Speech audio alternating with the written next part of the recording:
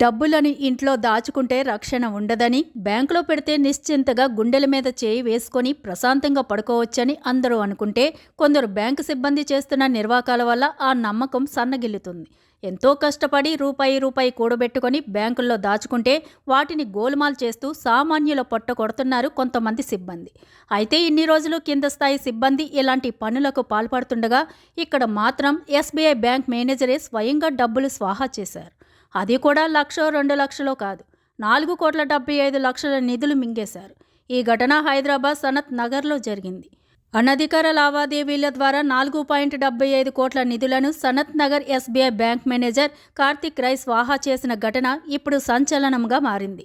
పలువురు ఖాతాదారులు ఇచ్చిన ఫిర్యాదు మేరకు పోలీసులు కేసు నమోదు చేసుకొని దర్యాప్తు చేస్తున్నారు. అయితే ఇందులో ఒక సాఫ్ట్వేర్ అమ్మాయి ఖాతాలోనే సుమారుగా 48 లక్షలు కాజేసినట్లు తెలుస్తుంది. బాధితురాలు సుమారు 6 నెలలుగా తన డబ్బు గురించి అడుగుతున్నా ఇవ్వకపోవడంతో విసుగు చెంది సనత్ నగర్ పోలీసులకు ఫిర్యాదు చేసింది.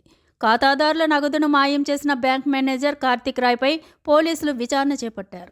కోట్లాది రూపాయలు ఖాతాదారుల డిపాజిట్ నుంచి విత్డ్రా చేసుకున్న బ్యాంక్ మేనేజర్పై కఠిన చర్యలు తీసుకోవాలని బాధితులు డిమాండ్ చేస్తున్నారు. తాము దాచుకున్న డబ్బు కూడా ఇవ్వాలని కోరుకుంటున్నారు.